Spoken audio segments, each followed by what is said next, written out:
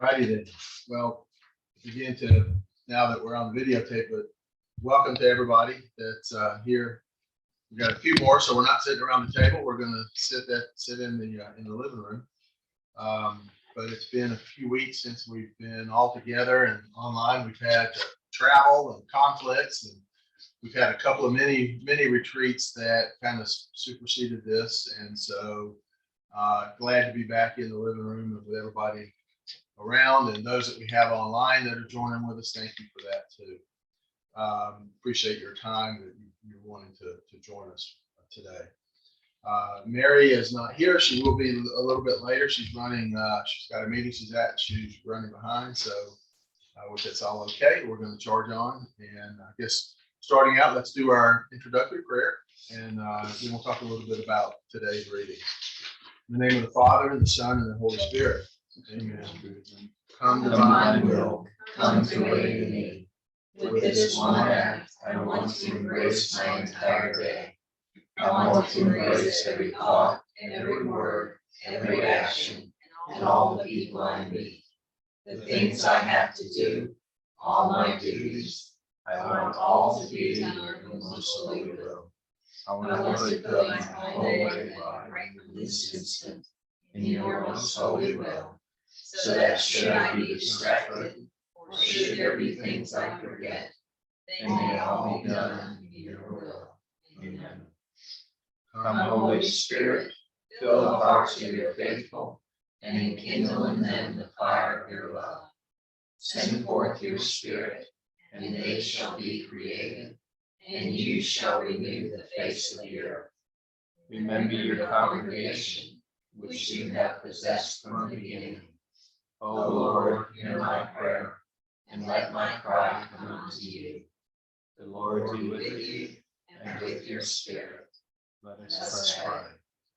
O God, who has softened the hearts of the faithful by the light of the Holy Spirit, grant us in the same Spirit to be truly wise and to ever rejoice in His holy consolation. We ask this through Christ our Lord. Amen. So this week, and actually rolling into last week, my Jesus had a keen interest in preparing for our upcoming board of directors. And so he spent a lot of time helping me doing slides and creating the deck and those kinds of things. And so when I sat down this morning to kind of think a little bit about our readings today, have one that's prepared already that Mary has, and it's on the love between the Trinity. But I didn't want to start into it without her being here. So we're going to hold off on that and start it next week. I think it'll probably be a couple of a week time frame, I think. And as you know, as I was kind of reflecting and listening and just waiting to hear what the theme for the day would be, and that's what I normally do. I usually it's a I won't say last minute, but it's what does Jesus want to talk about today. And Nikki had sent a text in response to us saying today's meeting was happening, and we let everybody know that was here. That's on the text that our air conditioning was out, but it was being fixed and it should be back and whatnot. And Nikki sent a kind response back. Hope you didn't have to sleep in the hot all night long. And I responded back to Nikki by saying that it's broken, but it's, what did I say? It was. Sorry, Nikki. I know. Can't remember exactly how it was. Let me just read it because it. It'll take me 1 second to get there. Hopefully, and. It's not bad. It's not bad, just broken. And so, as I sat down, all of a sudden, the word "broken" was in my brain. So I searched the writings on the word broken, and it looks like there's about 25 pages Wow. that contain the word broken. And what I'll usually do is walk through and just read and what is the blurb the summary that it uses, and I'll go to that reading and look a little bit around, and it's interesting. There's the word broken. He uses it in a variety of ways, and we'll read about that.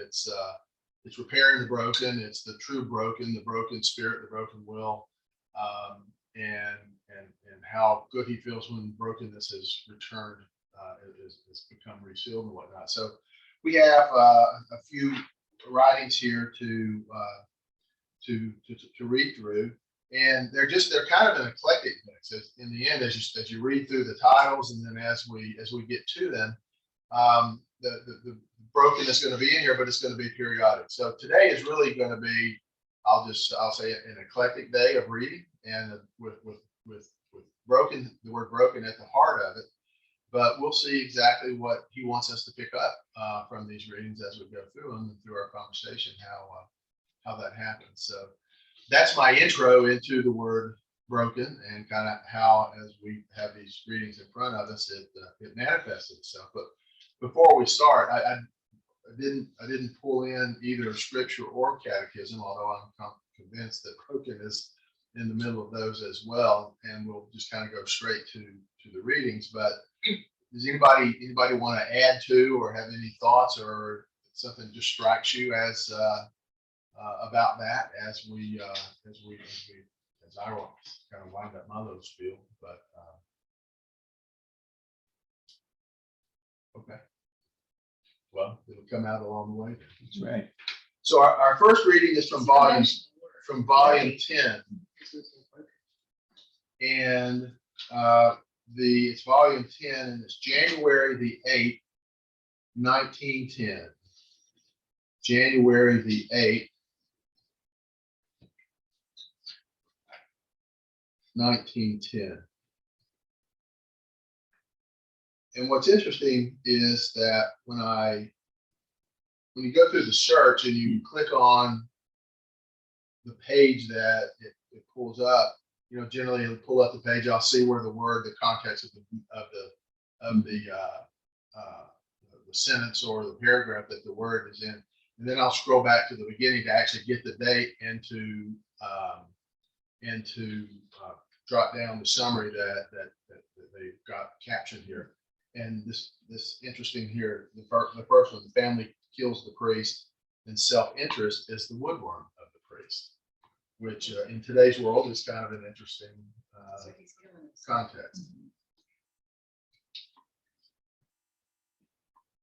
January the 8th, 1910. Everybody there?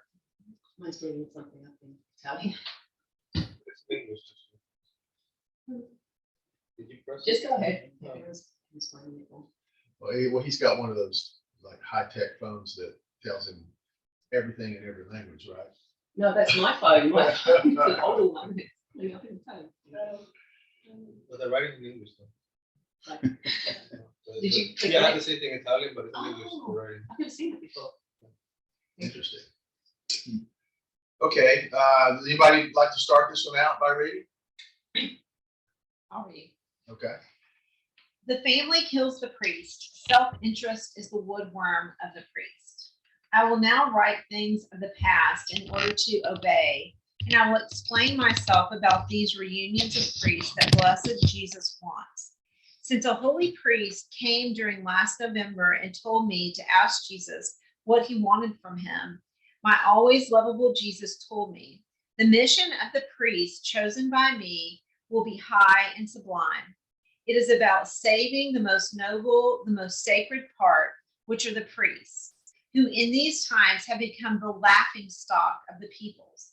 The most appropriate means would be to form these houses of reunions for priests, so as to segregate them from their families, because the family kills the priest.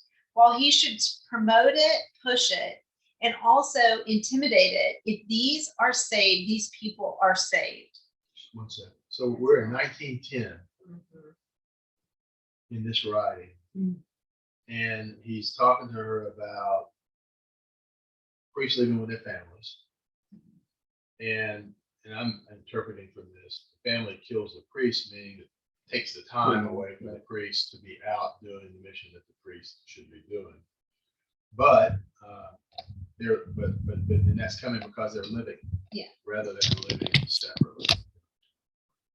Go ahead. Yeah, sure. Okay. Then I received 4 communications from Jesus regarding these reunions. I wrote them and I gave them to that priest. So I did not think it was necessary to repeat them in these writings of mine. But obedience wants me to write them, so I will make the sacrifice. Number 1, my adorable Jesus told me, the mission I will give is high and sublime in a special way for priests. Faith is almost extinguished among the peoples. And if there is any spark left, it is as though hidden under ashes. The life of priests, which is almost completely secularized, and maybe worse than that, as well as their examples, which are not good, lend a hand to extinguish this spark. And what will happen to them and to the peoples? This is why I have called him, so that he may interest himself in my cause, and with example, with words, with works, and with sacrifice, he may put an end in it.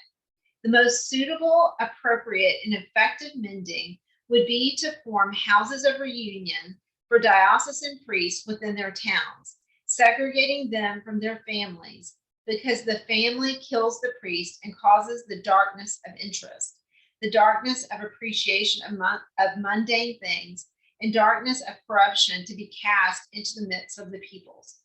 In sum, it takes away all the prestige, the splendor of the priestly dignity, and it makes him become the laughing stock of the people. I will give him intrepidity, courage, and grace if he gets down to work. In addition to this, it seemed that blessed Jesus adorned his heart, now with love and now with sorrow, letting him share in his pains. Number 2, my highest and only good continues to speak to me about the great good that would come to the church by forming these houses of reunion. The good will become more good. Those who are imperfect, lukewarm, relaxed will become good. Those who are really wicked will go out. And this is how the body of the ministers of my church will be riddled and purified. And by means of the purification of the chosen part, the most sacred, the people will be reformed. In the meantime, I could see before my mind, as if inside a picture, Corrado and the priests who were leading this work, though it would be directly by Father G. The priests seemed to be Father C, D, B, and D, C, F, followed by others. And it seemed that they were to put a share of their possessions. And my adorable Jesus added, it is necessary to weave this thing well so that no one can escape, and to procure the necessary means so as not to burden the people. And so the parish income should be tied only to those who will participate in these reunions, and these will maintain the choir and all the other offices pertaining to their ministry. At first, this will provoke contradictions and persecutions, but mainly among the priests themselves. However, soon things will change. The people will be with them, generously providing for them, and they will enjoy the peace and fruit of their toils. Because for those who are with me, I allow everyone to be with them. Then my always lovable Jesus threw himself into my arms, all afflicted and supplicating, so much as to move pity even the stones, and said, tell Father G that I beg him, I supplicate him to help to save my children and not let them perish. Okay, Yeah. well, let's stop for a second. So the first one is they're saying get them out of their families, right? And get them into reunion houses of the reunions so that they can do their work for the people. And then the second is really saying, I will do it for you. I will do the work. Jesus is doing the work, right? But I think it also, second one also. And it comes with rules. Yeah, and But it also comes with some set, serious rules. and the second one is saying there's going to be internal competition between them because they're going to be Oh, who's jockeying for position within the house, but in the end, that will go away. But it's also how he's gonna provide for them. That's right. right, that's It's what the I money got. Right. part, right? Like, how's this all I gonna will do it. work? And like, and he's It may saying. not at first, but trust me, it will come. Right, in the beginning, money's gonna be an issue, but I'll provide for it over time, is what I'm reading. So the word reunion kind of stumps me, but I'm thinking, okay, are they creating their diocese, the boundaries for each house? Or so, There's he also talks to her about beyond then, but intimating a little bit later that as the kingdom is coming down to a greater degree than when he's first talking to her, that, there's going to be purging of priests out of the current church. And these there will be houses of reunions as well for, I'll use the term divine will priests that come through. So I think it's, to your point, it's a matter of within a diocese, or maybe even with maybe even multiple places within a diocese. I see. It's getting the priests together, and then almost kind of let them self work, self-censor, self fix, whatever the word is, that's the right word there, as part of them now being themselves and working for what needs to be worked strictly by priests, and not be caught up with what's going on, outside the house of the reunion.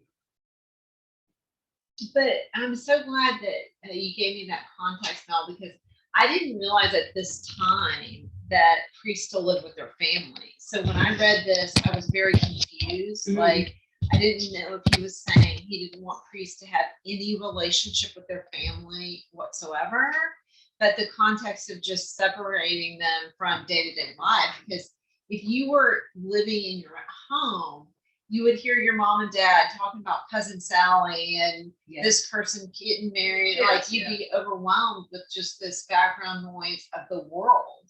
Mhm. And I could totally see that would be a terrible distraction. And isn't that also kind of isn't it maybe it's a comment on, I don't even know if that's the right word, but isn't that what we're doing initially? We were in the world, participating in what was going on in the world, and in the divine will, we're called to be not in the world, but not of the world, right? And or of the world, but not in the world, whichever is that we're here, we're in this, but we're called to be always looking up, Right. and Detached. this is a Not detachment. distracted by the Distracted, happenings of the family, and then what we're talking about today be the world. And this, as he's talking about these houses of reunions, isn't that a way to get the priest away? It's cynical. Yeah, Yeah. thank you. That's where you're going. That's I'm what I'm sure. going. Yeah. Okay. That's Sorry, good. no. That's good. But that's a way that he gets them into their own, so that they can set about the business and the mission that he gives them, right? Because the priest is not necessarily supposed to be hearing or being asked, hey, do you want to go to cousin Vanessa's birthday party? It's as in Right, and everything that's- else that's going Right, on. and that's where the woodworm, Knows picks the away at the holiness and what their mission, thank you, their mission is. And our mission is also, That woodworm. A high is mission. Strong word. and we, as John mentioned, and we are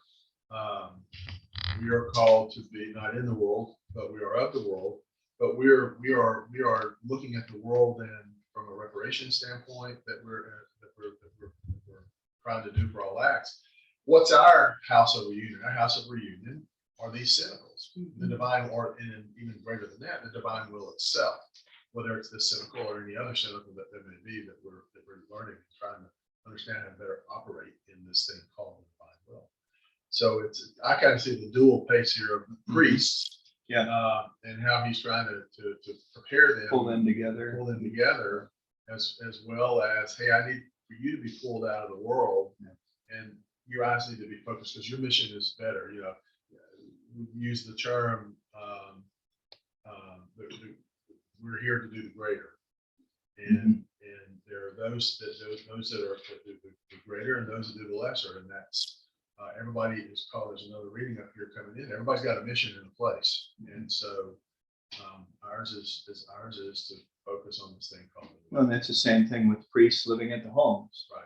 Is that they're involved in all the day-to-day other stuff that's going on, as opposed to doing the greater, which is spreading the word of God. Yeah, it's not an indication of worth. It's, Right. It's not. So it's not. He doesn't. I'm very confident he doesn't. He's not trying to make that distinction. Right. This is worth more than the other. It's just that this is what the priest is focused on, Their purpose. and this is what the family is focused on. Yeah. I found it interesting because he talks in here about, however, soon things will change, the people will be with them, generously providing for them. And you look where the church has kind of gone from the standpoint that, yeah, people started helping to take care of the priests and everything, and that all of a sudden went a little too far out of whack from what at least, my information or what I know tells me is that it almost became an issue of power.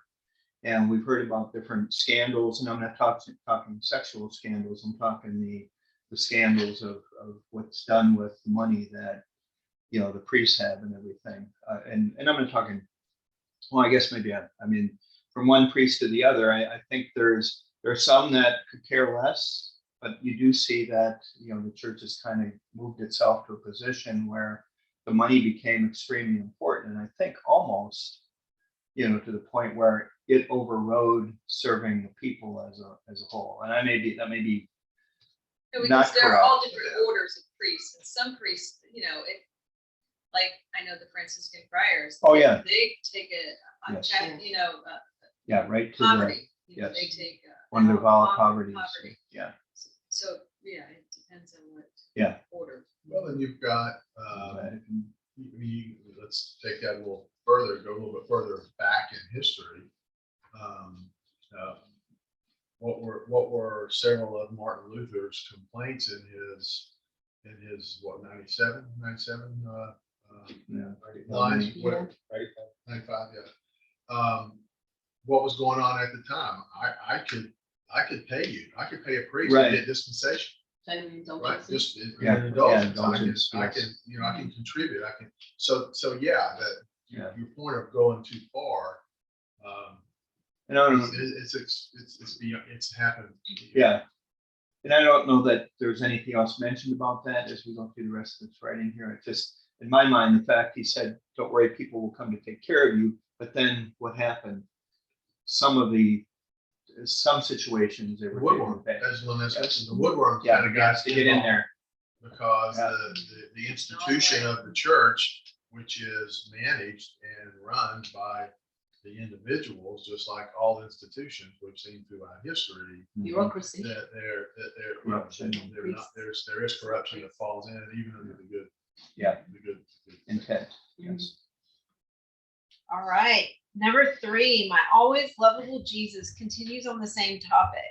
With the fathers there present, I saw the heavens opened and my adorable Jesus and the celestial mama coming toward me with the saints looking at us from heaven. And my benign Jesus said, my daughter, tell Father G that I absolutely want this work. They already begin to raise difficulties, but tell him that it takes nothing but intrepidity, courage, and lack of self-interest. It is necessary to close one's ears to all that is human and to open them to what is divine. Otherwise, the human difficulties will become a net that will keep them entangled in such a way that they will not be able to get out. And I will justly chastise them, rendering them the rags of the peoples.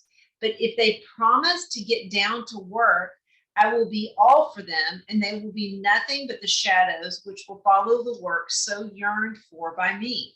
Not only this, but they will have another great good. In fact, the church needs to be purged and washed by the shedding of blood, because she has dirtied herself very, very much to the point of giving me nausea. But in the places where they will purify themselves in this way, I will spare the blood. What more do they want? Then, turning around as though looking at one of the priests, he added, I choose you as the head of this work, because I have a cast of seed of courage within you. This is a gift, and I do not want you to keep it uselessly. Up until now, you have wasted it in frivolous things, in foolish things, and in politics. And these have repaid you by embittering you and by giving you no peace. Now, enough. Give yourself to my work. Use the courage I have given you only for me, and I will be all for you and will repay you by giving you peace and grace. I will make you acquire that esteem which you have been fishing for back there, but which you have not attained, or rather, I will not give you human esteem, but divine. Then he said to Father G, my son, courage, defend my cause, sustain, help those priests whom you see a little disposed for this work. Promise every good in my name to those who will commit themselves, and threaten those who cause contradictions and obstacles. Tell the bishops and the leaders that if they want to save the flock, this is the only means.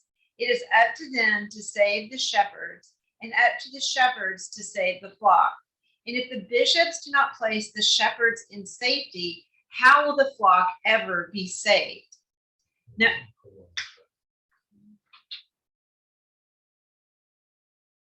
So, first off, Jesus is pointing his finger right at you. right, And he's saying, I've given you all this and you've wasted it. right. So first off, if that doesn't make you cower, I don't know what does when he's sitting there looking at you. But he also, as he's talking through these things, you've wasted on frivolous things and foolish things in politics, and they've been paid by embittering you and giving you no peace. Now enough is enough. Isn't that also similar to where we find ourselves coming from? And as we're on this path of eliminating distractions, right? And attachments and focus on being detached. The more you're detached, the more peace that we receive. And again, it's an interesting similarity to, as he's talking to the priest, how he's also talks to us in the rest of these readings about the means and the ways to become operating in this divine will, rather than just knowing about it. Okay. Anybody else got anything? Number 4, having heard about the difficulties of the priests in forming the houses of reunion, I prayed to good Jesus that if it was his will that it will be done, he would dissolve the obstacles which were preventing such a great good. And my adorable Jesus, in coming, told me, my daughter, all the obstacles come from the fact that each one looks at this thing according to his own condition and dispositions. And naturally, they encounter 1,000 laces and stumbling blocks which prevent their steps. But if they looked at this work according to my honor and glory, and only for the good of their souls and the souls of others, all laces would be broken and obstacles would vanish. Yet if they commit themselves, I will be with them, and I will protect them so much that if any priest will try to oppose and hinder my work, I am even disposed to take his life away. Then, all afflicted, my always lovable Jesus added, ah, my daughter, do you know what is the most insurmountable stumbling block and the strongest lace is?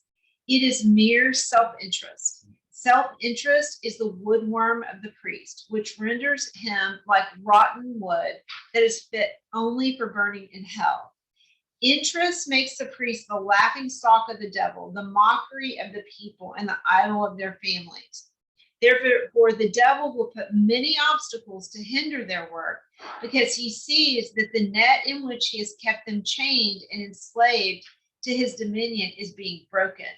So tell Father G to infuse courage in them whom he sees disposed, and not to leave them until he sees the work has started. Otherwise, they will just keep planning, but will not conclude anything. Let him tell the bishops not to accept new ordinations if they are not disposed to live segregated from their families. Tell him also that many will deride him, make fun of him, and discredit him but he should not pay attention to this. Suffering because of me will be all sweet for him.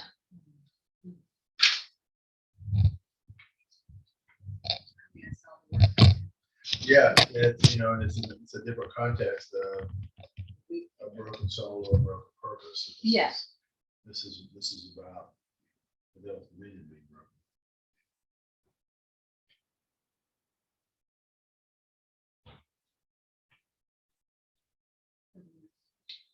The nice one. When it's quiet, you can hear it.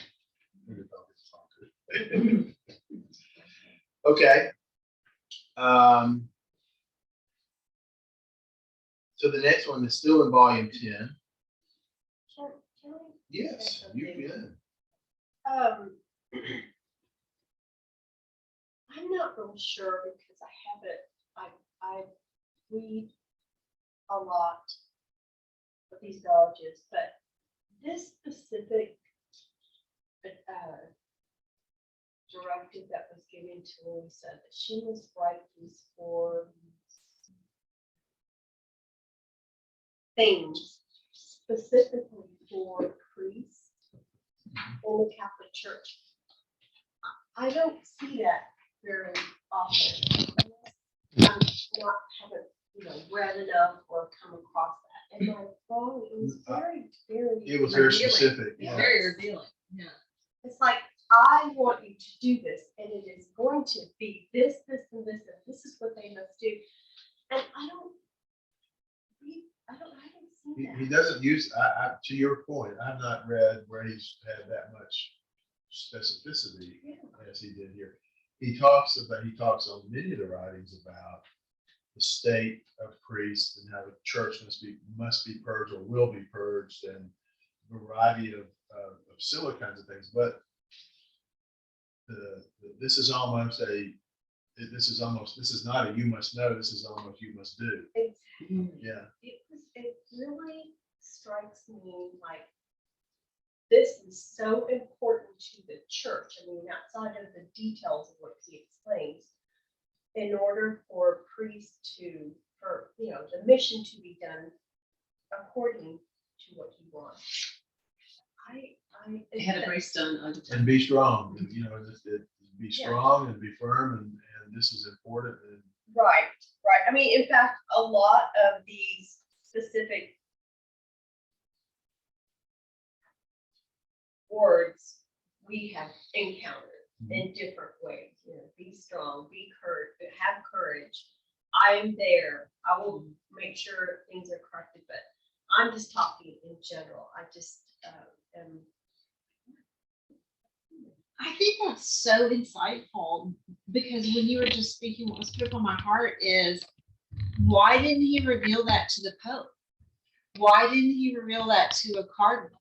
Like, it was so specific that he used this particular person.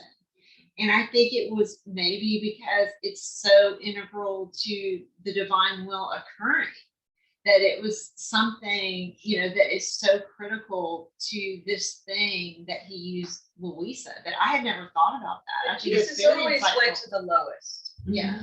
That was his thing. He called all fishermen instead of rabbis, and brilliant. Instead of going to the top with the Pope, I think he starts at the bottom.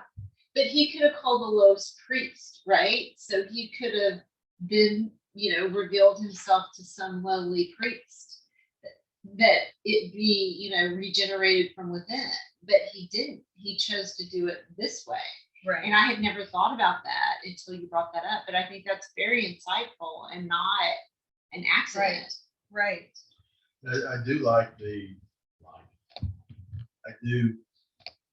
for me, see the parallel with the priests coming together for their mission, and being driven by Jesus, and this is how I want you to do it.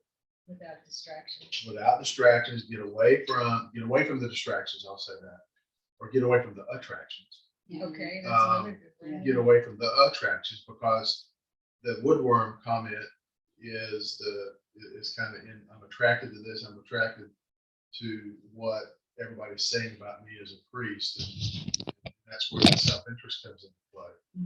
And the parallel to, again, us sitting here in this meeting and what he's telling us through these writings, he's telling us what to do here. He's not, he's, what he's really telling us to do is in the you must knows. You know, we always pay attention to the you must knows, but he's still telling us how he wants us and what it looks like. You know, you're not necessarily quite as direct, because I don't think he wants it to be. Part of us becoming involved in the divine will is a decision to be here and to do that. And so by him telling us you got to do this, that gets back to his slavery, I think, comments and what he's used in the past.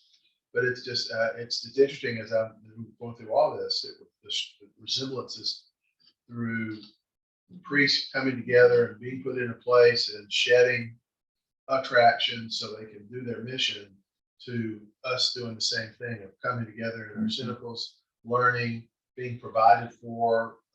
Last 2 weeks, as an example, when we've had the priests come in, the provision, if you will, that had for us, and just to me, the parallel of that is kind of unique and uncanny, or maybe specific as well. Okay, so the next reading is January the 19th, 1912. It's in volume 10.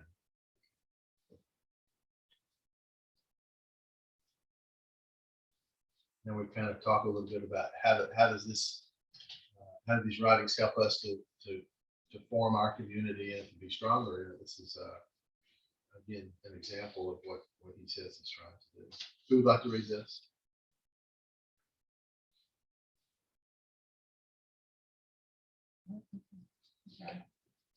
January 19th, 1912. Anybody on hold out there? Or do we still? No.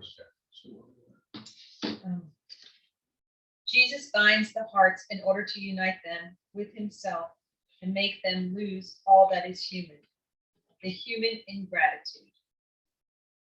As I was in my usual state, my always lovable Jesus made himself seen with a little rope in his hand, and with it he kept binding hearts, clasping them very tightly to himself in such a way as to make them lose their own feelings and make them feel the whole of Jesus.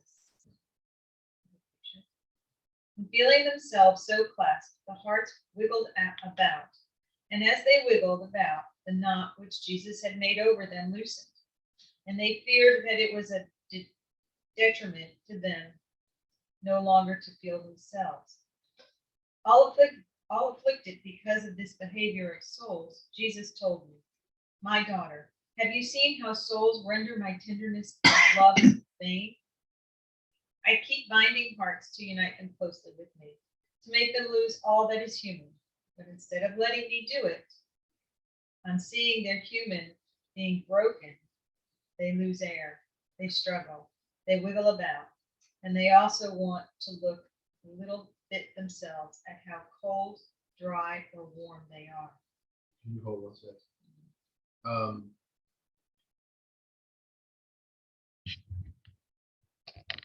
In feeling themselves so clasped, the hearts wriggled about, and as they wriggled about, the knot which Jesus had made over them loosened, as they feared that it was detriment to them to no longer to feel themselves.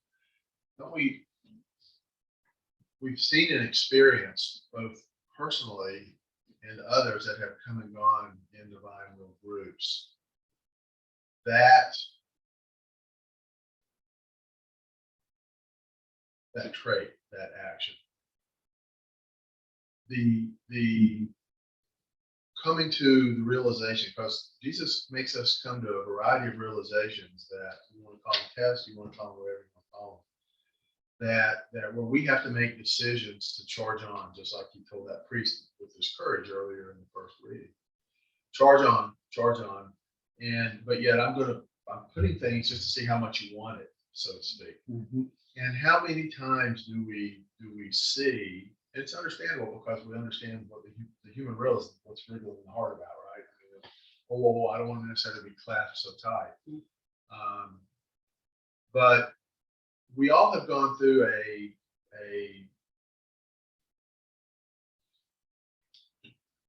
I don't want to use the word conversion. We've gone through an understanding that by distancing ourselves from things that are close to us, we actually get closer to them in the end. By detaching, we ultimately we become more attached to Him, which allows us to love in a better way, right? And so when I read this, or when I heard this read, that they feared that it was a detriment to them to no longer to feel themselves. So the fact that I'll use this example because it's so close. The fact that I can distance myself from my children, because we all know that bond, that power of the children. But I distance it within the context of the divine will. It's not distancing to throw them by the wayside, right? We all know that. But some people can't quite cross that bridge of what that means. But by distancing them and detaching and looking at the bigger mission, which is all children, then I am incorporating all children in a higher degree of love than I normally would have in the human love side. You know, that is a task. That is one of the specific. We use children as an example here, but it could be watching EWTN on every day at 3 o'clock. I got to be there, like on Tom Cruise and I forget the other one, Judge Walker. You can't having to be there at 3 o'clock and watch Judge Walker. But I can't remember the name now. But it's but anyhow, it's the detachment that helps to create the attachment to what Jesus wants us to do in the divine will. But that attachment there gives us a higher ability for love and a higher level of love that we can provide. Our children get caught up in that, and it's better for them. And it's hard to logically, as a human, kind of get around to that point. That is where we come to. I think Jesus is harsh when he says, like, let the dead bury the dead. You know, Right. He says, well, give me some time. I want to bury my dad, or let me go back and say bye to my mother. Mhm. And he says, no, if you have to look back, you're not worthy for the kingdom. Right. So he's saying, if you follow me, you're going to have to give up some of this third things that are holding you back. But then you reach a greater love. In other words, you look at people not just like you love your children, that you want to buy them some. You look at them you look at their whole life, and you say, like I told my son the other day, look, why do I take you to church so much? It's because I want you to go to heaven. I have a higher love for you. That is, I could go and just take you to a playground and do this, but I take you to mass day. I take you, and I'm really forcing this on you. And I said, and the reason is because I love you deeper. My love is so much greater. I love you in the next life. So by giving up something terrestrial, you end up suffering, and then the reward, the grace is all of a sudden you think of your son or your daughter, and you see them in a different light. You're like, I want your eternal salvation, right? Not just getting you some toys or some gifts. Exactly. It's hard to understand that. Because they think we're just dragging them along. No, my making them kids, sick. I take them to church regularly, and sometimes they don't want to go. And I said, guys, I'm doing this because Yes. it's for the greater good, Mhm. for the greater good of your soul. And they're like, oh, well, God, I want to play. I said, no, but this is for God. And it's also helping, not only helping them, but it's you. It's helping you as well to understand to that point that you are working to a greater good than to your point of just going and taking to the park, play, or the store to get a toy. This is really speaking to me because I had this happen to me like this week at work. I got asked to do a presentation in front of the company, and we're a Christian company, but the topic was joy. And so I'm the chief accounting officer. And so people are used to seeing in this role of the no factory and you have to do it this way or that way. So I'm very much a compliance oriented.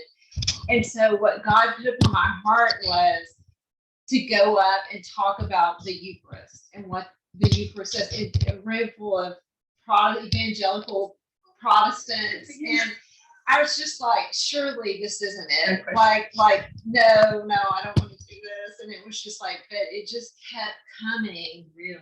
And I did it.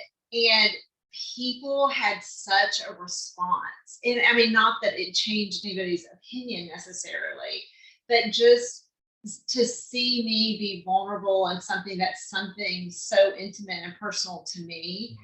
So many people came up to me afterwards. In a business. Yeah, in a business. And it's just like, but it was just like, I tried to just hold on to that identity that I'm used to having for myself.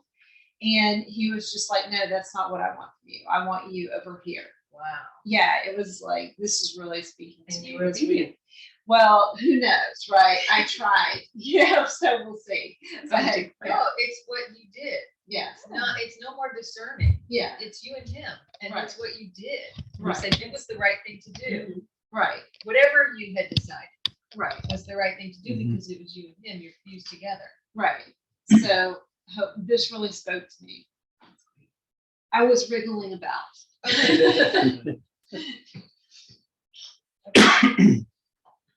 Okay. By this, looking at themselves, struggling, wiggling about, the knot I had made becomes loose, and they want to be with me at a distance, but not clasped in such a way as no longer to feel themselves. This afflicts me very much, and they prevent my gains of love. And do not think that these are only souls who are far away from you. Rather, these are also those who are around you. You will make them comprehend well the sorrow that they give me, and that if they do not let themselves be clasped by me to the point of losing the feeling of themselves, I will never be able to expand my graces and my charisms with them. Have you understood? And I, yes, oh Jesus, I understand. Poor ones, if they understood the secret contained in your clasping, they would not do this. They would let you do it. Even more, they themselves would make themselves smaller so as to let you tighten the knot more. At that moment, I made myself very small. Jesus clasped me, and instead of wiggling about, I let him squeeze me more tightly. And as he squeezed me, I felt the life of Jesus losing my own. Oh, how happy I felt with the life of Jesus. I was able to love more, and I can reach everything that Jesus wanted. That makes me cry. I know. It's so beautiful. It is.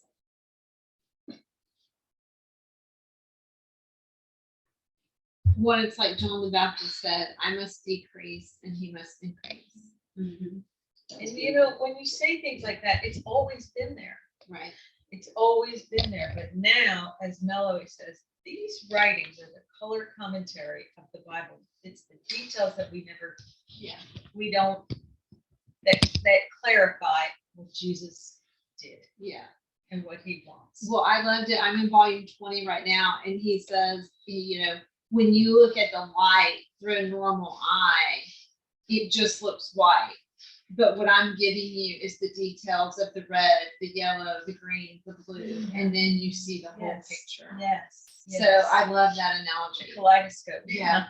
He's been patiently waiting for us to catch up Yes. for a long time. Well, it wasn't until now. I mean, this is the time, you know. He speaks to us about every 2,000 years.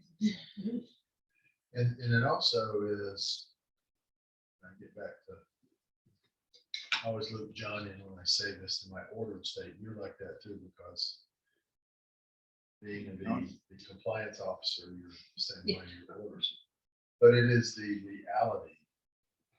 I mean, part of what we, another crest or a butte that we have overcome is that I must decrease and he must increase. Okay, well, yeah.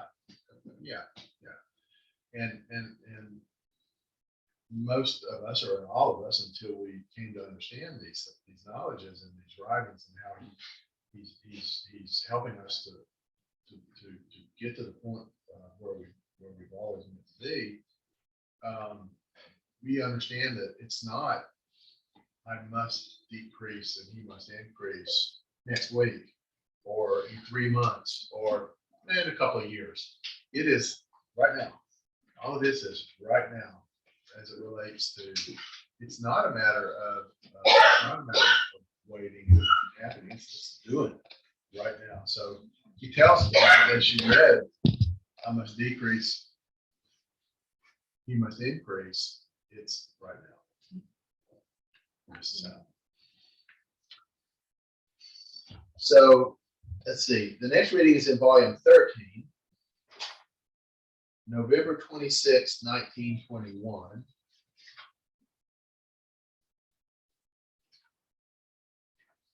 November 26, 1921. Not the 36 as I just put in here, the 26. If you find that, let me know. Yeah, no, it would be any trick. Volume 13. Volume Yep. 13.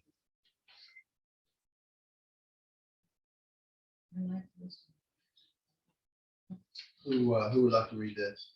I can read it. Okay. November 26, 1921, centralization of the purpose of creation, of redemption, and of glorification. Living in the divine will is the greatest miracle. It's good. Thought-provoking introduction.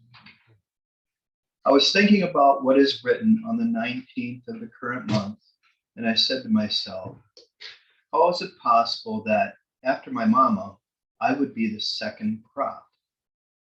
And my sweet Jesus, drawing me to himself within an immense light, told me, my daughter, why do you doubt? What is the reason? And I, my great misery. And he, this you must banish.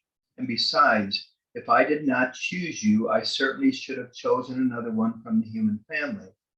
In fact, the human family rebelled against my will, and by rebelling, it took away from me the purpose of the glory, of the honor which creation was supposed to give me. Therefore, another one from the human family, by having a continuous connection with my will, by living more with my will than with her own, embracing everything within my volition, was to rise over everything in order to lay at the foot of my throne the glory, the honor, the love, which all others have not given me. The only purpose of creation was that all would fulfill my will, not that man would do great things. Rather, I look at those as a trifle and with content if they are not fruits of my will. And this is why many works at their very peak turn to ruin, because the life of my will was not in them. So having broken his will from mine, man destroyed the best for me, the purpose for which I had created him. He ruined himself completely and denied me all the rights which he owed me as creator. But my works carry the mark of eternity, and my infinite wisdom and my eternal love could not leave the work of creation without its effects and the rights that were due to me. Here is the reason for redemption. With so many pains, I wanted to expiate all the sins of man, and by never doing my own will, but always that of the divinity, even in the littlest things such as breathing, looking, speaking, etc. My humanity would not move, nor would it have life. It was not animated by the will of the Father, or if it was not animated by the will of the Father, I would have contented myself by dying 1,000 times rather than take one breath without his will. With this, I tied again the human will with the divine, and in my person alone, I being true man and true God, I returned to my Father all the glory and the rights which befitted him. Comments? Just thought I would stop there. In other words, he's redoing everything for us and he's delivering it to the Father. I have a comment. Sure. It also sounds like Jesus is saying to us that I'm being the new Adam right there, Mhm. because Adam walked with God in divine will, and he was man. He was us. And then again, we are Jesus too. We are to be Jesus, as Jesus is man, and the divine and human were always meant to be linked. That's what I'm trying to say. Yeah. So that was pretty cool. But my will and my love do not want to be alone in my works. They want to make other images similar to me. After my humanity had restored the purpose of creation, I saw, because of the ingratitude of man, the purpose of redemption in danger and going almost to ruin for many. Therefore, so that redemption might bring me complete glory and give me all the rights that were due to me, I took another creature from the human family, which was my mama, a faithful copy of my life, in whom my will was preserved as whole, and I centralized in her all the fruits of redemption. So I placed the purpose of creation and redemption in safety. And if no one had taken advantage of redemption, my mama would give me herself everything that creatures would not give me. That's that. Mary's redoing all the acts. Yeah, that is Mary's redoing all the acts, isn't it? First we had Jesus redoing all the acts, and now this paragraph is about her redoing them all. Yeah. Now I come. I'm sorry. Sure. And if there were ever any question, someone would listen to the conversation about. And sometimes I'm not even sure the church knows. Obviously the church doesn't know all of this, or maybe they do, and they just are not ready to let all that out yet. Of why Mary holds the place that she holds, right? If Mary came to the realization and the understanding of the reality of Mary having gone through and repaired all the acts of humanity from the fall of Adam to the last man, as Jesus had done, and presented that to Jesus, wouldn't that make sense as to why the church holds Mary in such Absolutely. why she would be Absolutely. there? Right. And in addition to, I mean, that Her being the we always vessel, go back to be the mother. And the Yeah, that's what everybody thinks. That's Yeah. why she's important. right. But This. there's much more to Yeah. Right. to her. Yeah. That we all have come to understand. Yes. It says here, faithful copy of my life, and then my will was preserved as whole. Yeah. And I centralized in her all the fruits of redemption.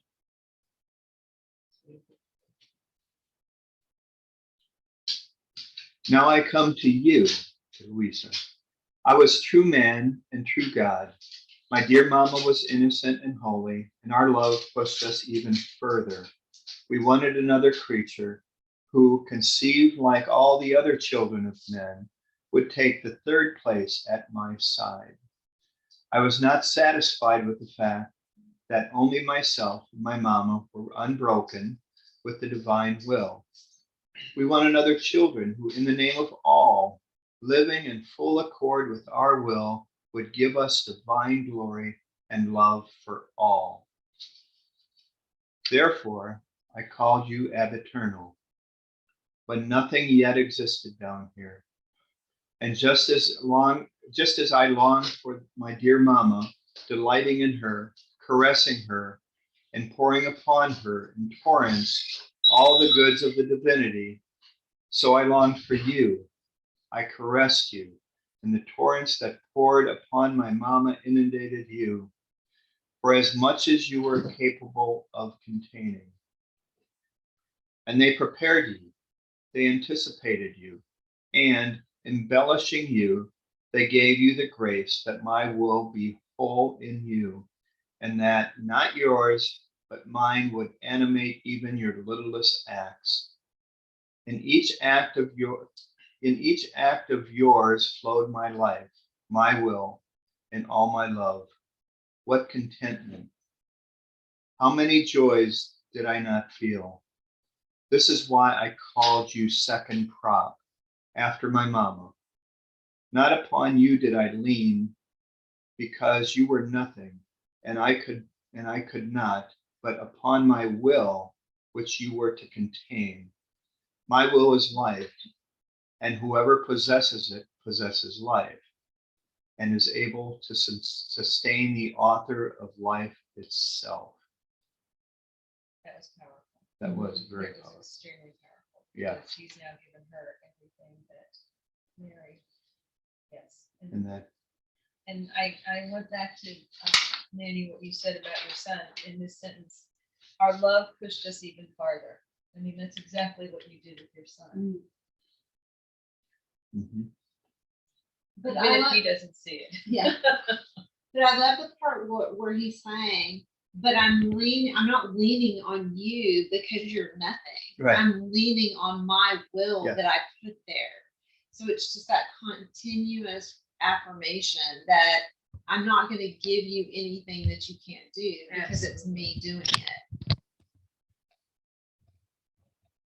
And it's interesting, John, because every time you say the word,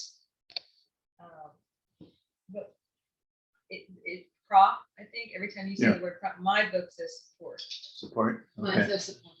Yeah. Interesting. Yeah. Anyway, sorry. Mine says prop. Uh, So, just as I centralized in me the purpose of creation, and in my mama I centralized the fruits of redemption, in you I centralized the purpose of the glory as if my will were whole in everyone, and from you will come the group of other creatures. Chose. The generations will not pass away if I do not obtain the intent. And I, stupefied, said, my love, is it possible that your will is whole in me, and that in all my life there has been no break between your will and mine? It seems to me that you are making fun of me. And Jesus, with a tone even sweeter, no, I am not making fun of you. It is really true that there has been no break. An injury at the most sometimes. And my love, like strong cement, has repaired these injuries and has rendered the integrity strong.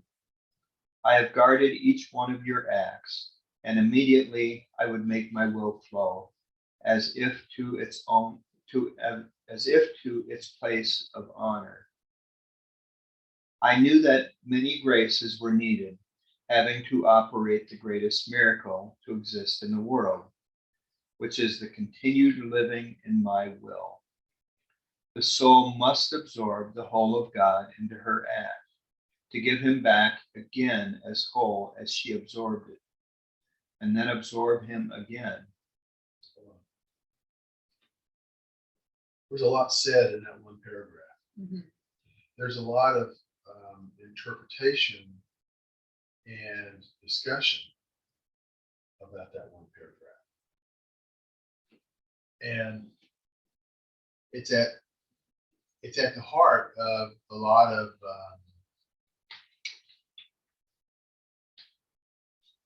maybe I'll use the word disagreement, but context, I'll say context of a variety of folks that study and learn and want to operate in this divine will. Look at what she said from the beginning of in your version is a little different than mine. It says the same thing, but it's just a little different. She says, stupefied, I said, my love, is it possible that your will is whole in me? And we're in volume 13 right now, right? Is it possible that your will is whole in me, and that in all my life there has been no break between your will and mine. So earlier, he reached out into the before, what did he use before there was anything? He reached out and grabbed her, Mhm. tapped her. Yeah. She's now coming into time and circumstance in 1860. I can't remember her birthday, but in the late 1800s. She's writing these writings through the early 1900s. And so she's lived her life. She's played with him. You know, we've come to understand in volume 1 that she's out there playing with him a lot and such. And then she starts doing these writings, and he just tells her that she's always been in his will. And she says, "Is it possible that your will is whole in me, and that in all my life there has been no break between your will and mine?" Isn't that a point of conversation that we've had about how do we understand that we start our life and we lived it and we knew nothing about the divine will until we at least on these time of circumstances, and then we've come to these cynicals. We were and then we were disposed. That was what I wanted to say. Yeah. And we came to these meetings and we've learned and we're now learning, and we're following the path that Louisa put in front of us, because she was, as Dale used to say, we've said it before, a creature of common stock, someone born with original sin. And she's going through these writings, and he's teaching her these things, and she's transforming herself or transubstantiating herself into being divine and human at the same time. But there's that contradiction of, but how could I have been in it the whole time? You're telling me I've been in the divine will the whole time, but yet I'm learning about the divine will right now. And how does that work? And he said, to the point where she said, "You're just making fun of me, right?" And then he says, "It is really true that there has been no break, and injury at the most sometimes." So I'm wondering, is that a prior life? Is that the stuff we know we injury, did is that- wrong? Yeah. Yeah. And then we know that this conversion into the divine will, and the process of giving up the human will, the wriggling in the knot that we just heard about, the human will doesn't want to give itself up. And the exercises that we go through as we are learning these things and incorporating them, we know the pain that it is. That's purgatory, obviously, on this side of death, rather than the purgatory that we know we've gone through on the other side of death. But this is a concept of where there's a lot of back and forth in the divine will community about, no, you can't say that you live in it because you've accepted it and you want it and you're trying to learn about it, but yet you have been in it, according to what he tells her here. There's been injuries during that period of time. But then he comes down and he says, "And my love, like strong cement, has repaired these injuries and has rendered the integrity stronger. I have guarded each one of your acts, making my will flow immediately as if to its place of honor. I knew that many graces were needed, since I was to operate the greatest miracle that existed in the world. That is the continuous living in my will.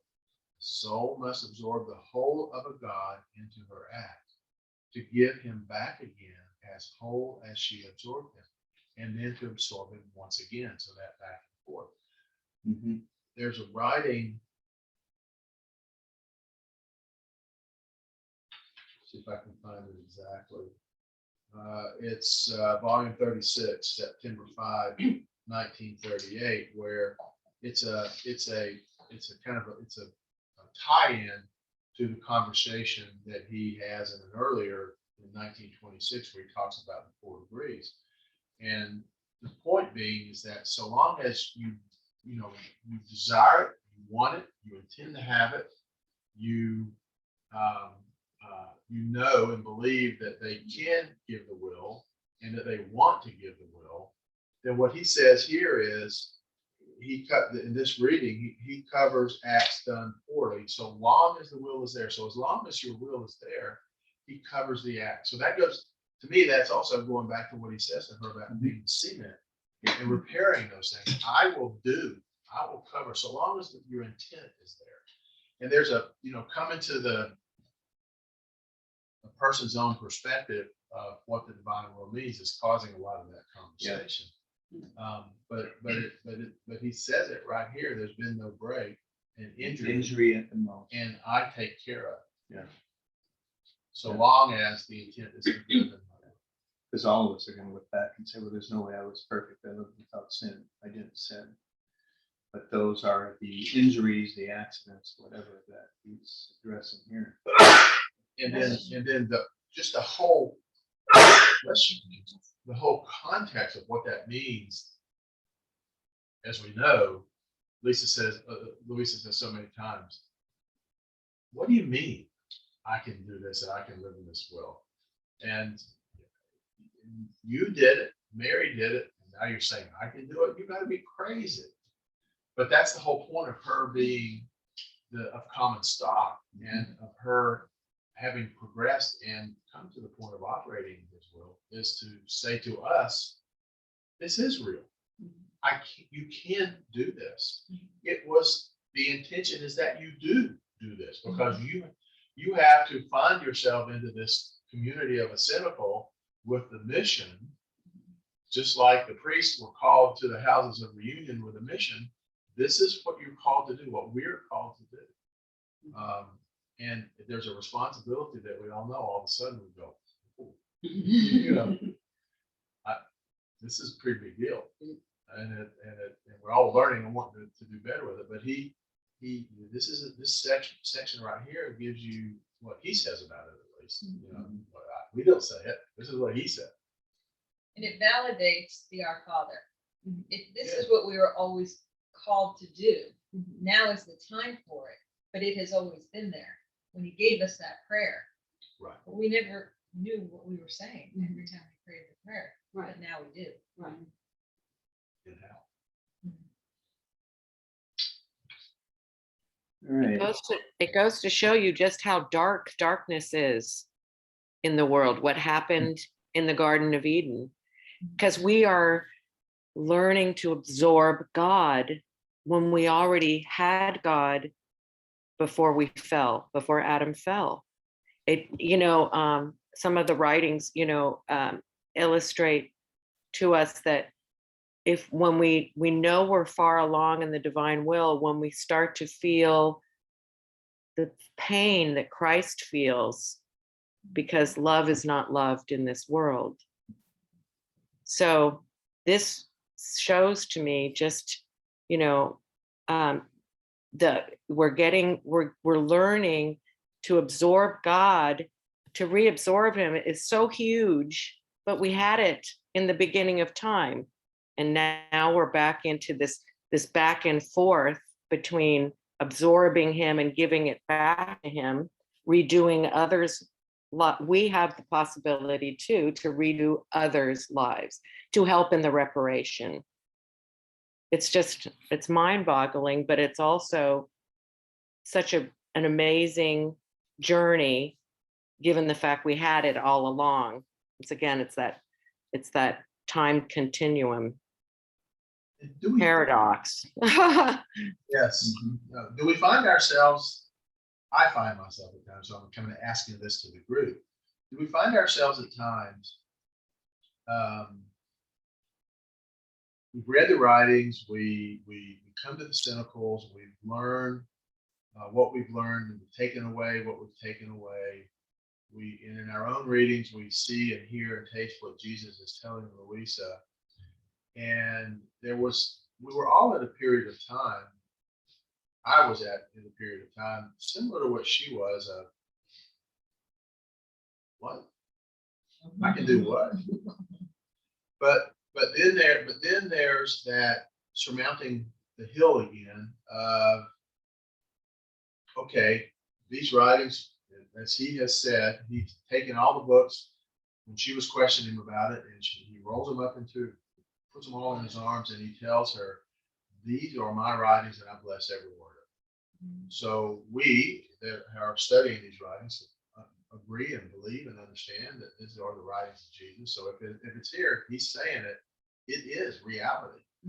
And so you cross that bridge over the top of the mountain of it being a question to it just being a state, right? A state of being of who we are, of what we're doing. We're learning. It's not to say that we're there. I don't mean that at all.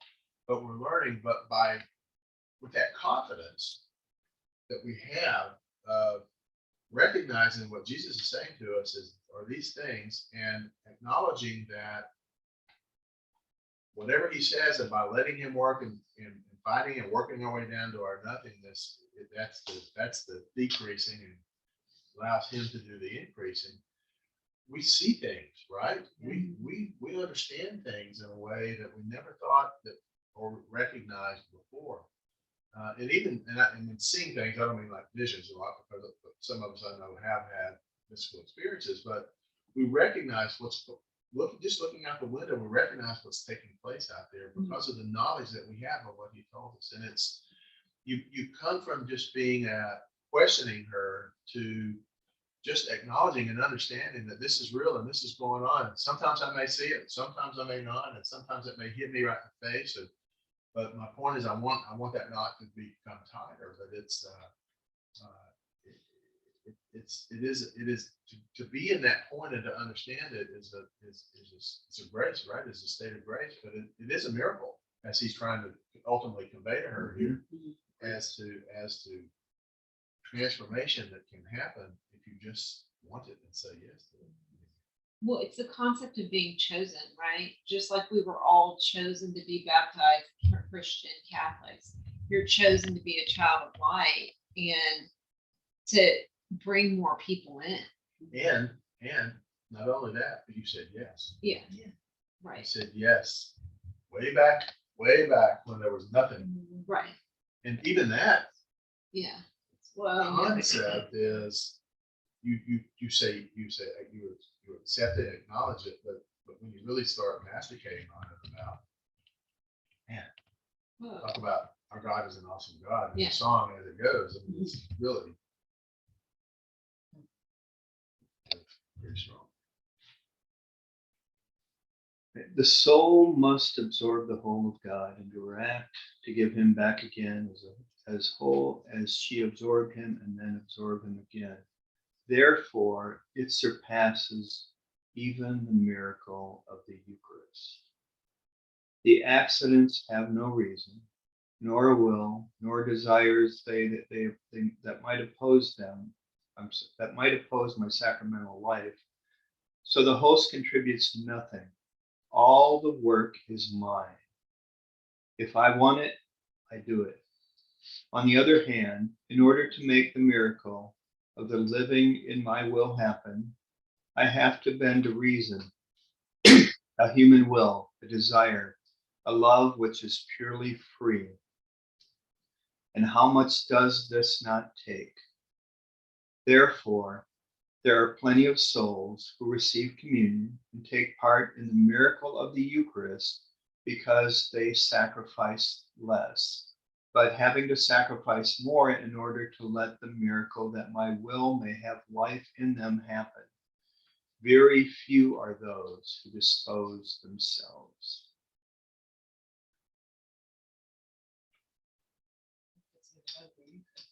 Yeah, the greatest. This is the greatest miracle. That says the Eucharist is the second greatest miracle. Right. Tell that to your friends. No. But the reality of that is very apparent. Like you said, the accidents, which are the species, which is the bread and the wine, Mm-hmm. they have no hands to stick back. They have no desire to turn around and run. They can't. They're just the accidents that become the body, blood, divinity, Mm-hmm. and soul of Jesus. That they don't turn around and run away. because we're gonna get too close. Mhm. So now you've got a being with a will that has to give their will up. That wants to give, not has, that wants to give their will up. Mhm. And there is that is the difference, and it's just so huge, and Mhm. especially because we know how strong the human will is.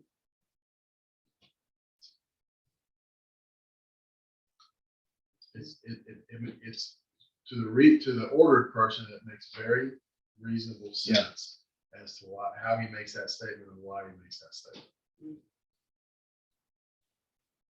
And I would recommend, if you're marking readings that are great to go back to and that are very, very powerful, this is one of them. Absolutely.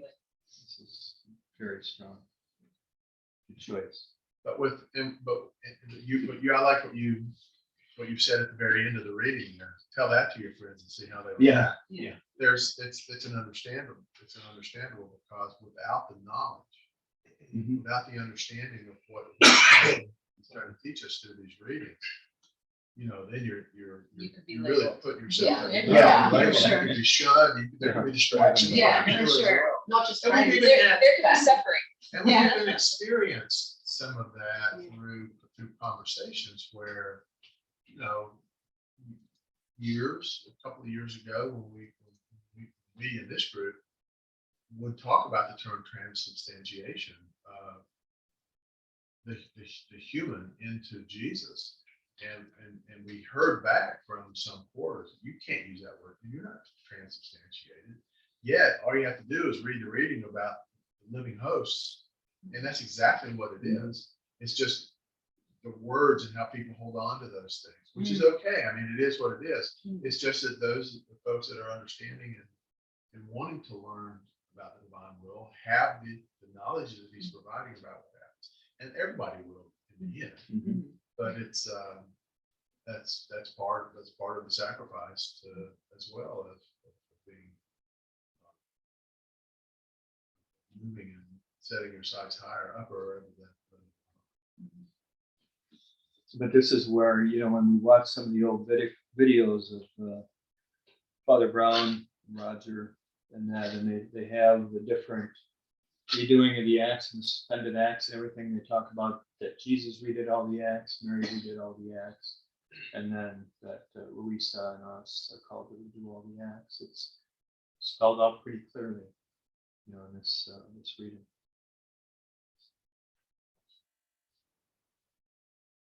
Okay. I think we've probably got time for one more. You bet. This next one is in volume 16, and the date is August 13, 1923. August 13, 1923.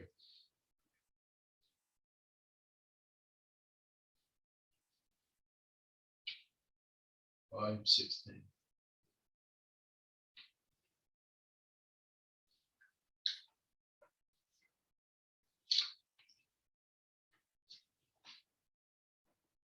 Okay, anybody like to read this? I will. Okay. August 13th, 1923. The Virgin was the beginning, the origin, the seed of the fiat voluntas tua on earth as it is in heaven. Upon this seed of his own will, which Jesus found in his divine mother, he formed the great plane of the human will and the divine will. Now, by means of another creature, he will open the field of this plane to the generations. I felt oppressed because of the privation of my sweet One Jesus. second, I'm sorry. Yeah. That was plural, generations. At the Generations, yeah. very- It was plural. We'll come back. Mhm. I felt oppressed because of the privation of my sweet Jesus, and I began to pray, praying him to no longer delay his return to my poor soul, for I could endure no more. Then, to my surprise, I saw that he was clinging to my neck, surrounding me with his arms, and with his face touching mine, and with a light that he wanted to infuse in my mind. As though drawn, I kissed him, but it was as if I wanted to reject that light, saying to myself, I don't care about knowing things. All I want is to save my soul. And Jesus alone is enough to save me. Everything else is nothing. But as Jesus touched my forehead, I could resist no more. And the light entered into me, saying, my daughter, one who has been called to an office must know the secrets, the importance, the duties, the goods, the founder, and everything that pertains to that office. Now you must know that a single creature broke the relations which existed between the divine will and the creature. This split destroyed the plans which the divinity had in the creation of man. Now another simple creature, though endowed with many graces and privileges, but still a mere creature, the Virgin, Queen of all, was given the office to bind again, to cement, and to place herself in relations with the will of her Creator, in order to repair the first split of that first creature. A woman, the first, a woman, the second. She was precisely the one who, by binding her will to ours, gave back to us the honor, the decorum, the subjection, the rights of creation. Was it not one creature alone that received the beginning of evil and formed the seed of the ruin of all generations? In the same way, this celestial creature alone received the beginning of good by placing herself in relation with the will of her Creator. She formed the seed of the eternal fiat, which was to be the salvation, the sanctity, the well-being of all. Now, as this celestial creature kept growing, so did the seed of the eternal fiat grow in her. And as this seed became a tree, the eternal word felt captured to rest in the shade of his eternal volition, and was conceived, forming his humanity in that virginal womb, in which his supreme will reigned as ruling king. Do you see, then, how all goods descend from my supreme will, and all evils enter the field when the creature withdraws from the divine will? Had I not found a creature who had my will as life, and who placed herself in relation with me, with those bonds of creation wanted by me, I would not have wanted nor been able to descend from heaven and take on human flesh in order to save man. So my mama was the beginning, the origin, the seed of the fiat voluntas tua on earth as it is in heaven. Since one creature had destroyed it, it was just that another creature would rebuild it. And my humanity, which never separated from my divinity, upon this seed of my own will, which I found in my divine mother, formed the great plane of the human will and the divine will. With my human will united to the divine, there was no human act which I did not place in relation with the supreme volition. With the divine will, I was aware of all the acts of all generations. With the human will, I kept repairing them, and I bound them to the eternal volition. There was not one act which could escape me, and which was not ordered by me in the most pure light of the supreme will. One second. Rounds, the impact of rounds. And what is a round, right? It's our going somewhere. Wherever that may be, whether it's our own acts, whether it's the acts of everybody drinking water, whether it's everybody shaking their foot, whatever it happens to be, the acts that we take, right? And we are wanting to repair for that act across all generations, all human beings. And that's what he did. With the divine will, I was aware of all the acts of all generations, because the divine will operates in the single act and the prime act, which is all acts. Yeah. And he was aware of it. And with the human will, I repaired and bound them to the eternal will. The human will making the rounds, and because Jesus says it is so, that as we look to repair, they become repaired. And by our operating in the divine will, just our operating in our existing repairs acts of different types. And there was not one act which escaped me, which was not ordered by me in the most pure light of the supreme will. That is those suspended acts that John talked about in the diagram that Father John and Roger put out earlier.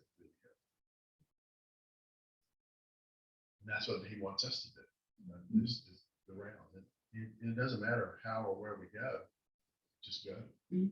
Just do.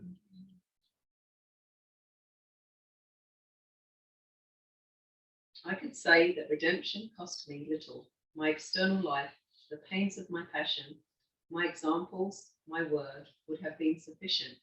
I would have done it quickly. But in order to form the great plane of the human will in the divine, to bind all the relations and links which had been broken by it, I had to place my whole interior, my whole hidden life, all my intimate pains, which are far more numerous and more intense than my external pains, and which are not yet known. It is enough to say that it was not just forgiveness that I infiltrated, remission of sins, refuge, escape, defense in the great dangers of the like of man, as I did in my passion, but it was the new rising of the whole interior of man. I had to make the sun of the eternal will rise, which, binding his whole interior with enrapturing power, even his most intimate fibers, was to lead him into the womb of my celestial Father, as though reborn in his eternal will. Oh, how much easier it was for me to infiltrate his salvation than to reorder his interior in my supreme volition. And had I not done this, redemption would not have been complete, nor a work worthy of a God. I would have neither balanced nor ordered all the accounts of man, nor would I have restored in him that sanctity which he had lost by withdrawing him from the divine will, and by breaking his relations with it. The play is already done, but in order to make it known, first it was necessary for man to know that with my life and passion he could obtain forgiveness and salvation, in order to dispose him to know how I had infiltrated for him the greatest and most important thing, the new rising of his will in mine, to give back to him his nobility, the relations with my will which had been broken, and with it his state of origin. Isn't that a strong knowledge that we all have come to learn Mhm. and didn't know until these writings that redemption wasn't the end, it was a step on the way. Now, my daughter, if my eternal wisdom did dispose that one celestial creature, the holiest of all, would prepare the seed of my holy will, in which I formed the plane of the new rising of man in my supreme will.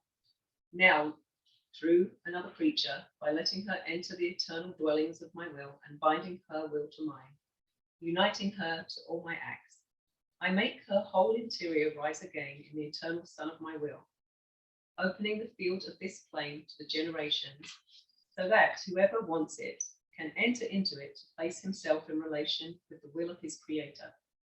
And if until now creatures have enjoyed the goods of redemption, now they will move further to enjoy the fruits of the fiat voluntas tua on earth as it is in heaven.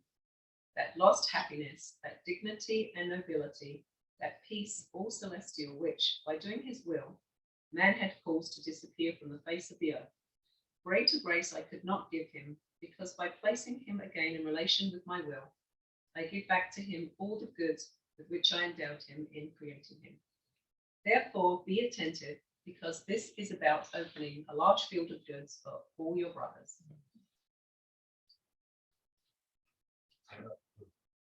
Drop the mic. Thanks for this for generations. All of them. Drop the mic.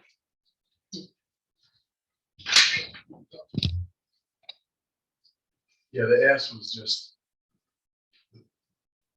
the reference from our readings of the two generations. And obviously the children of light are who he's talking to here about her being the first up.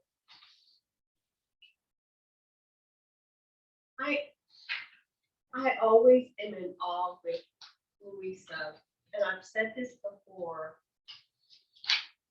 You know, this is volume 16. And she says, all I want is to save my soul.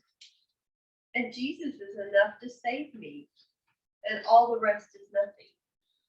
And I'm always like, okay, you've been doing this for a very long time. But I'm convinced that you know, these writings, as we do understand, they're not, just like you just said, they're for Us. us. That's what And- she's speaking for. And so I always think this is the human person saying, this is about me. I just want to be saved. I don't want anything else. Right. And I know that's you know, it's just a like comparison because in truth, you know, he is telling her, this is your mission, but it is our mission. Right. And so I just kind of giggle going, you know, the truth is, she may feel that way, but I think he's just saying, I know this is what you're thinking. That it's, you know, he's not, let me see if I can put it another way. Jesus is saying, I know this is what you're thinking. Jesus is really saying, I know, Barbara, this is what you're thinking. Right, translate. Yes, because, yeah, she's writing for us. And I don't know that she's really questioning as much as she's questioning throughout these volumes as she's speaking for us. Right. Yeah, Exactly. that's what I think too.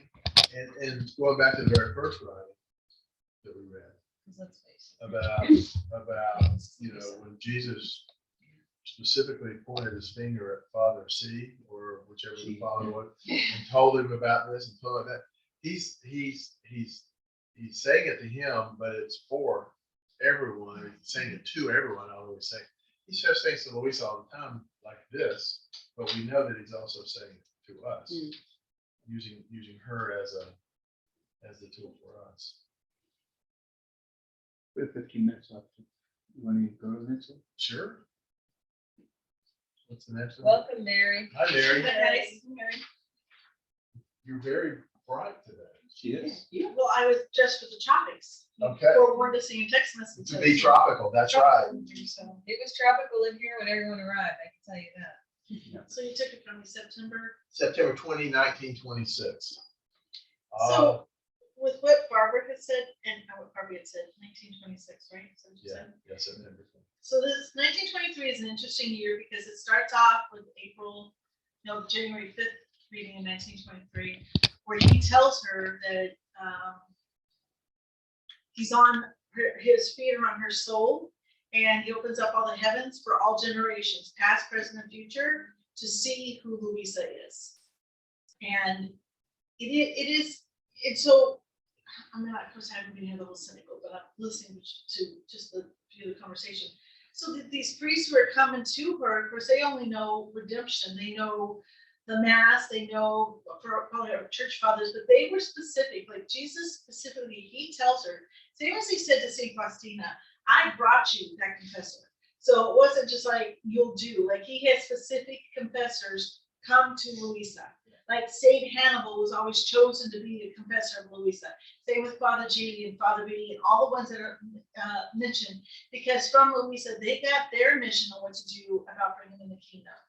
And so they were like the first priests, and then we've gone through, I don't know if you call them generations, but several groups of priests up to even the priests of today and what their mission is for the divine will. But she's still in awe because we experience it, if you think about it. Like I'm driving in, I know I'm getting late because that was another thing that I had to attend this morning. And they weren't even speaking spirituality at the thing I was at this morning. And so you know that you're coming into the divine will, which isn't just about spirituality, it's about coming into living into the kingdom of God and possessing it and fecundating it. And so she would be with Jesus. And then when she wasn't with Jesus, it was regular, ordinary people coming into her room and talking and so forth.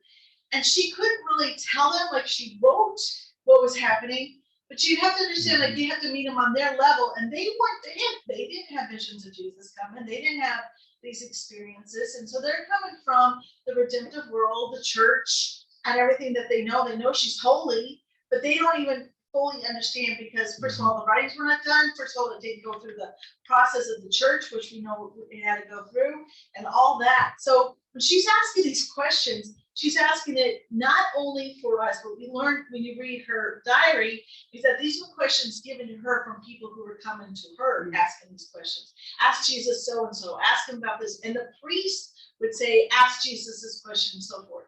So she's asking these questions to Barbie, like you had said, not just for her, right? Some might have been, but for the people coming to her because what are you talking about?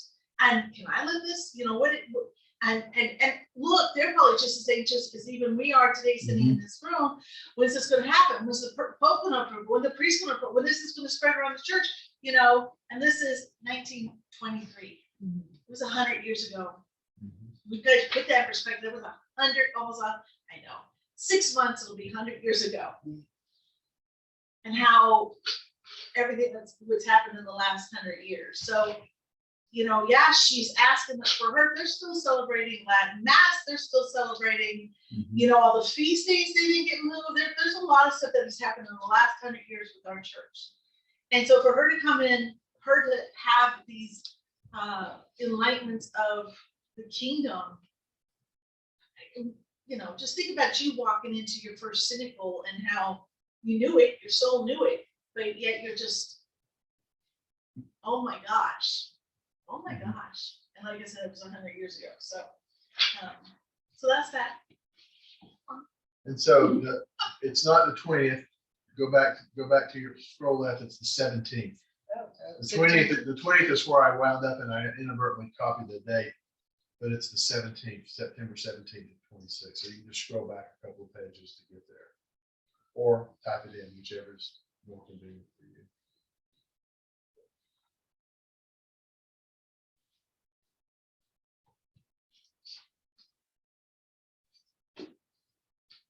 When you know it's going to be good, it's 26. Yes. It just seems 26 is one of the good years. But I'm still in 16 and this August 13th, 23, it's all the rights, I think, the value of 16 are amazing. Okay, anybody like to read this one? All right. Can't go around the room. Okay, thank you, Mary. September 17th, 1926. How each thing created by God has its place, while one who goes out of the divine will loses his place. And just as I invoke your holy will, that it itself may come to write on paper the most penetrating and eloquent words, the most appropriate terms to make itself comprehended, so as to portray the kingdom of the supreme fiat with the most beautiful colors, the most refulgent light, with the most attracting character, in order to infuse a magnetic force and a powerful magnet in the words you will make me write, so that no one may be able to resist letting himself be dominated by your most holy will.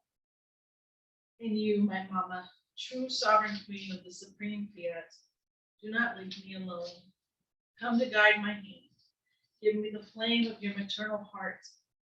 And while I write, keep me under your blue mantle, that I may do all that my beloved Jesus wants from me.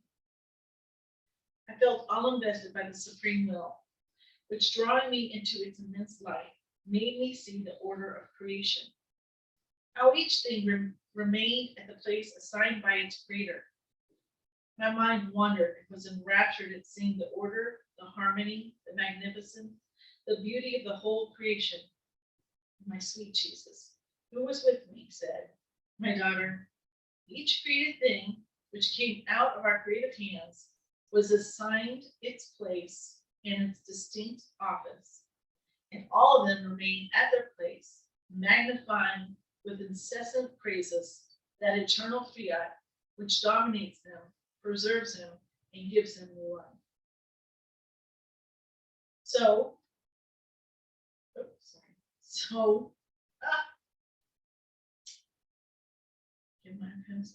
it is because of the motions of supreme fiat dominating in them that they are preserved ever beautiful, whole, and new. Man too was assigned his place, his office of sovereign over all created things, with the difference that while all the other things created by us remained exactly like God had created them, without ever changing, increasing, or decreasing, my will Instead, giving man supremacy over all the works of our hands and wanting to display even more love with him, gave him the office to grow continuously in beauty, in sanctity, in wisdom, in richness, to the point of raising him to the likeness of his creator.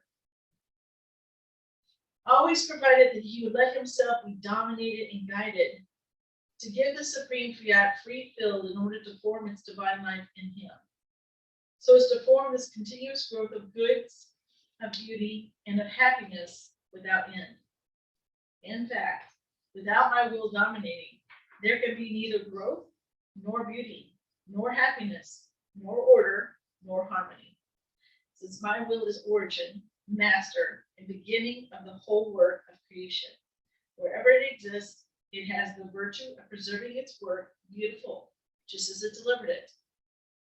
Where it does not exist, the communication of its vital humors, in order to preserve the work delivered by our hands, is missing. Do you see then what a great evil it was for man to withdraw from my will? So all things, even the most tiny, have their place. One can say that they are safe in their home, and no one can touch them. They possess abundance of goods, because that will which flows in them possesses the font of all goods. They are all in order. Harmony is the peace of all. On the other hand, by withdrawing from our will, man lost his place. He remained without our home, exposed to dangers. Everyone can touch him to harm him. The very elements are superior to him because they possess a supreme will, while he possesses a degraded human will, which can give him nothing but miseries. Weakness. Stop for a second. That's an interesting comment there. In a reality, the very elements are superior to him because they possess a supreme will, while he possesses a degraded human will. When Adam possessed the divine will, he had dominion. He had dominion over the elements, but yet with the drop, the elements now have dominion over him because they have the supreme will.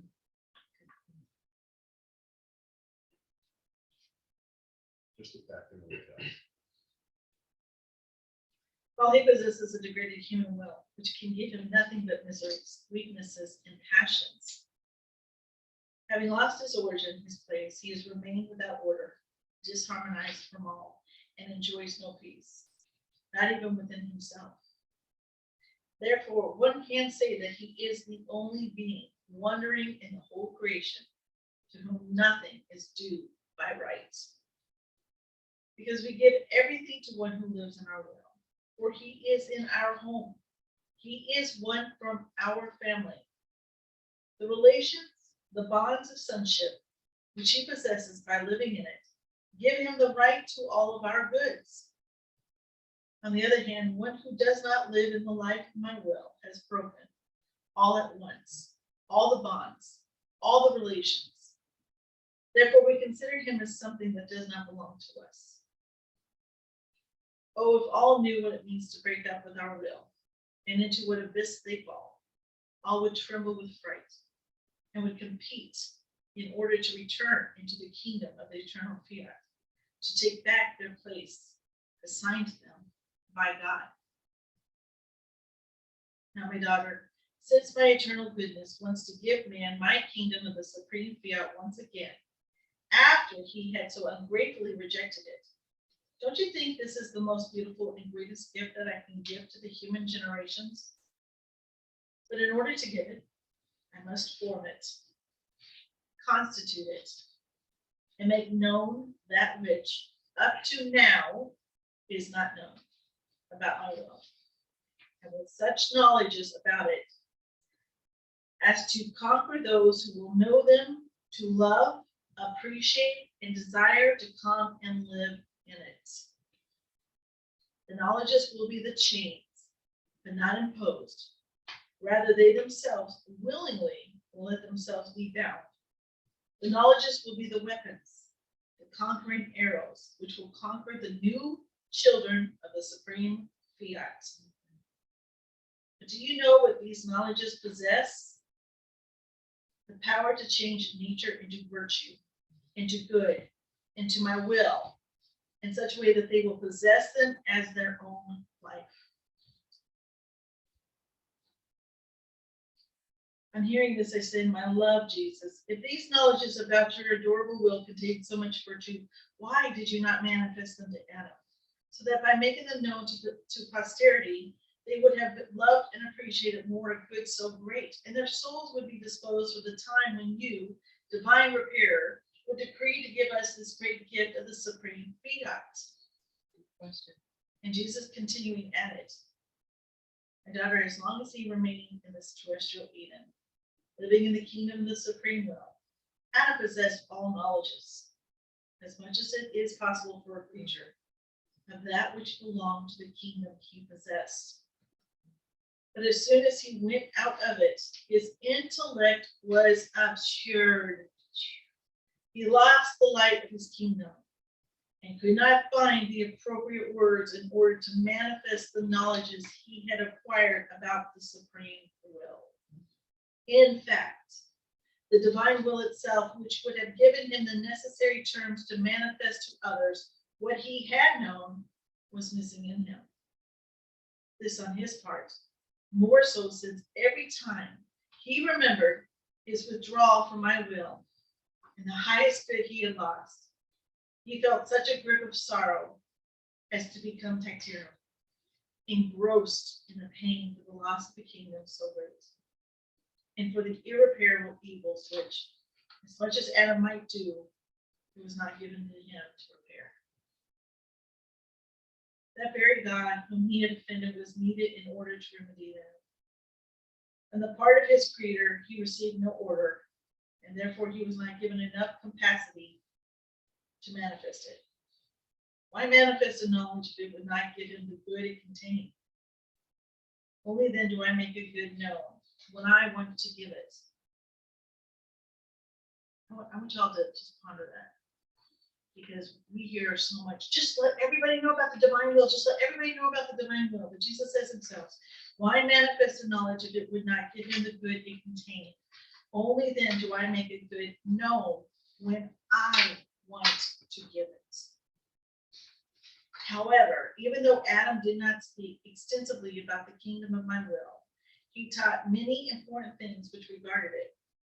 In fact, during his first times of the history of the world up to Noah, the generations had no need of laws. And there were no idolatries, nor diversity of languages. Rather, all recognized their one God and had one language, because they cared more about my will. But as they kept moving away from it, idolatries arose and evils became worse. This is why God saw the necessity of giving his laws as preservers for the human generations. I love that it was one language. So one who does my will has no need of laws, because my will is life, is law, it is everything for man. The importance of the kingdom of the supreme fiat is immense, and I love it so much that I am doing more than a new creation and redemption. I am doing more than a new creation and redemption. In fact, in creation, my omnipotent fiat was pronounced only 6 times in order to dispose it to come out fully ordered. In redemption, I spoke, but since I did not speak about the kingdom of my will, which contains infinite knowledges and immense goods, I did not have a very extensive subject with many words to say, because everything I taught was of limited nature, and a few words were enough to make it known. But in order to make my will known, it takes much.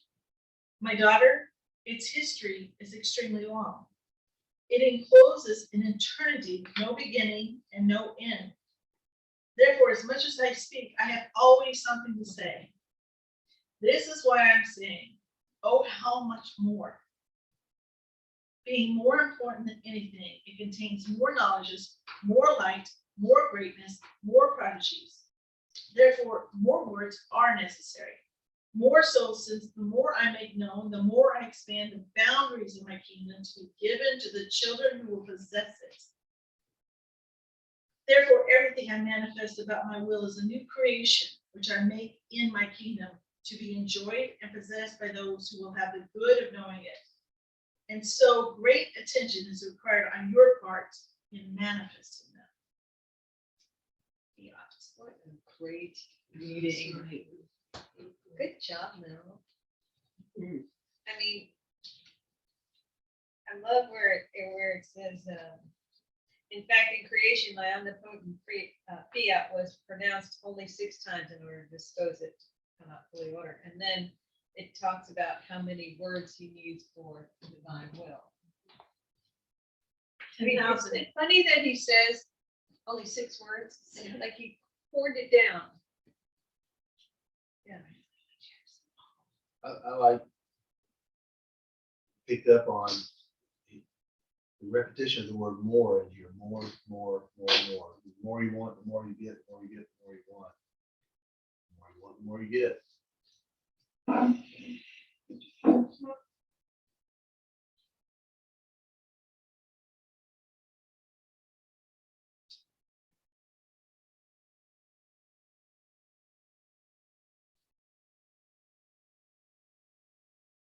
Well,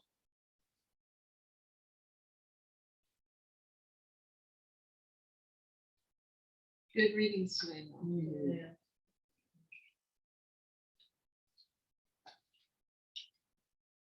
well, it's just it's I think an example of how there are no bad readings, right? No, not to say that, but just it's an example of how you can just on our own think of any kind of topic or any kind of subject that we want to think about. Throw it in the search engine and just go see where it takes you. Kind of felt like what today was is with that one word broken, it's just where it took and where it went. And how even under one word, there was a lot of coming together of those readings across multiple years. As we went through them, we did go back and refer to different readings from an earlier ones we read. Makes you wonder if your IC broke just so you could have just broke. It absolutely did. It absolutely did. If you're broken for them. Yeah, just for this.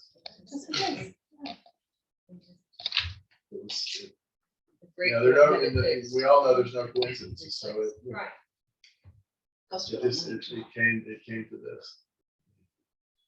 Well, we'll go ahead and wind up today's cynical with calling down the kingdom. But anybody online have anything they might like to add before we close out?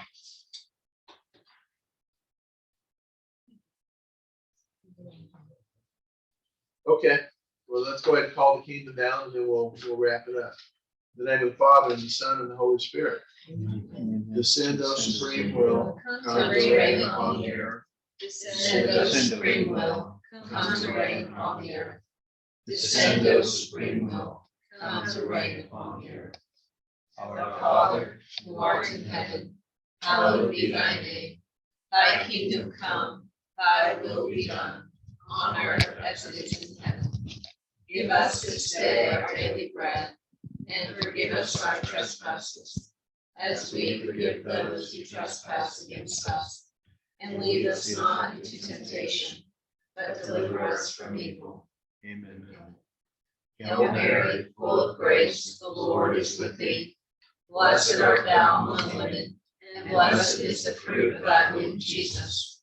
Holy Mary, Mother of God, pray for us sinners, now and at the hour of our death. Amen. Glory be to the Father, to the Son, and to the Holy Spirit, as it was in the beginning, is now, and ever shall be, world without end. Amen. May the will of the Father be known to the Son, and the power of the Holy Spirit reign in me. All right. Thanks, everybody online. Appreciate you being here with us as always. We'll see you next time. Bye. Thank you. All righty. Bye-bye. Bye. Bye.